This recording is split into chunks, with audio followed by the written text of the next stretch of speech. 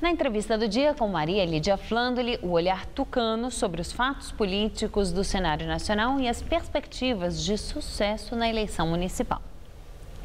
Entrevista o deputado federal do PSDB, Silvio Torres, que já está no 6º mandato e é secretário nacional do PSDB. Obrigada, deputado. Boa noite. Eu quero começar com as expectativas em relação à votação final que vai decidir o impeachment. Falta pouco mais de um mês para essa decisão.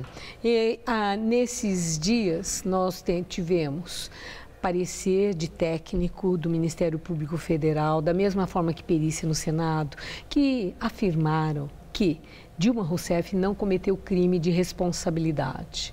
Acredita que esses pareceres possam sensibilizar senadores e, com isso, ser revertido o processo de impeachment?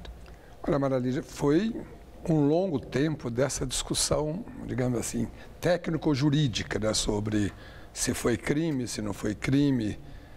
O Tribunal de Contas da União é o principal avalista, digamos assim, dos chamados crimes de responsabilidade da presidente afastada.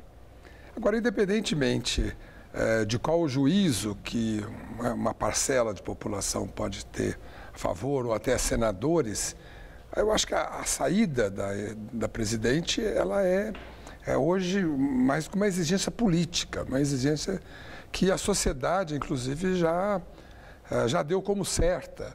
Né? Os agentes econômicos, os agentes políticos, até mesmo o próprio entorno da presidente afastada, já não considera a hipótese que ela possa ser poupada do impeachment. Nós temos pouco mais de um mês pela frente.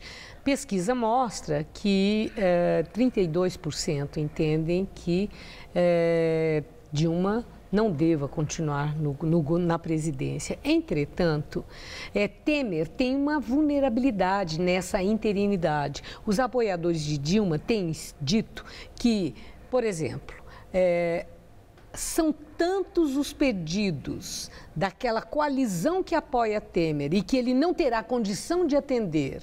Já existe um centrão muito contrariado com o resultado da eleição que Temer participou, mesmo que mais indiretamente, mas para uma eleição que não fosse do candidato que eles pretendiam. E, além disso, a possibilidade de Eduardo Cunha ser uma bomba ambulante e ameace até o presidente interino com alguma delação. Na sua experiência política de tantos anos na vida pública, acha que é possível que Temer esteja tão vulnerável como os apoiadores de Dilma dizem? Eu não acredito, Maria Lídia. Aliás, o que a gente vê na realidade no Congresso Nacional é que cada vez mais se fortalece uma base de apoio ao governo Temer. Seja pelas votações que nós já tivemos e testaram essa base de apoio, seja até pela capacidade dele de ter conseguido articular forças, né, políticas que anteriormente eram governo e que hoje já se aproximaram do governo dele e que vão garantir a ele o que hoje parece ser o mais importante, o número suficiente para votar os projetos que precisam, como emenda constitucional, que precisam pelo menos de 2/3. Então, dá para confiar, né?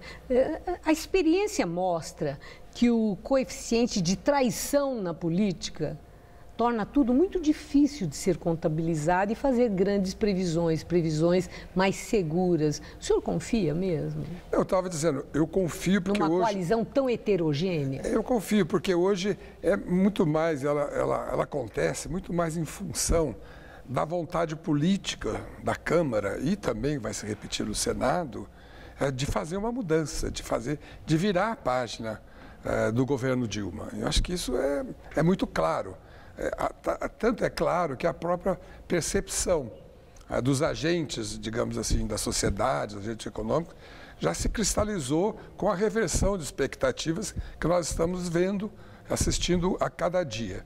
Agora, essa eleição de presidente da Câmara que aconteceu a semana passada, eu não acredito que tenha sido centrão contra o não centrão. E até mais, Maria Lídia, não existe esse tal de centrão. Isso aí foi uma forma que acho que a imprensa descobriu para poder, digamos assim... Um apelido para identificar as correntes identificar ali. Um grupo que tinha uma participação no governo anterior, tinha uma participação forte, o Cunha apadrinhava muito esse grupo, tal, que se constituía numa maioria bastante razoável.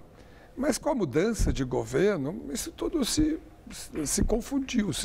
Ali naquela eleição de Rodrigo Maia aconteceu uma coisa interessante. O PSDB atuou, articulou e votou com Rodrigo Maia e conseguiu, né? Vocês conseguiram aí a eleição que pretendiam. O curioso, o interessante foi a observação de votos do próprio PT, do PCdoB, qual seja, da oposição a Temer votando em Rodrigo Maia. E o que isso sinaliza?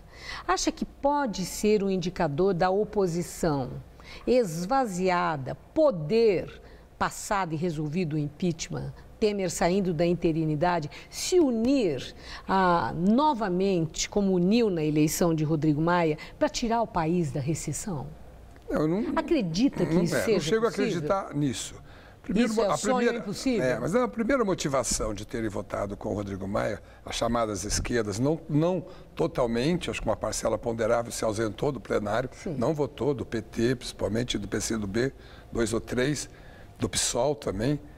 O que levou primeiro foi a ideia de tirar o Cunha, de reforçar o anti-Cunha, o gesto de apoiar o Rodrigo Maia seria o temor de que o tal centrão acabasse elegendo um deputado da sua origem e, com isso, postergasse... Apoiado pelo Cunha.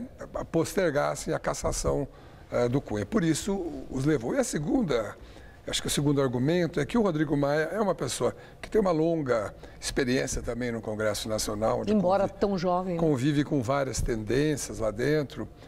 E ele sinalizou, eu acho que acertadamente, com uma distensão do clima de guerra que estava existindo no plenário, onde o Cunha era o principal, digamos assim, fomentador.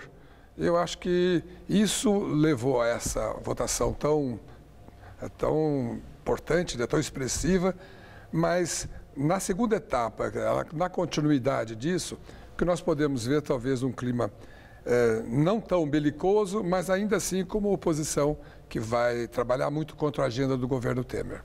Bom, vamos trazer aqui para São Paulo. Já saiu pesquisa mostrando preferência de voto para os possíveis candidatos, aqueles que já se colocaram como pré-candidatos ao lugar de Fernando Haddad. Ele, inclusive, está na lista, com a ideia de reeleição. João Dória está com um percentual de votação mais baixo, num 6%. Mesmo com o apoio e empenho do governador do estado, Geraldo Alckmin.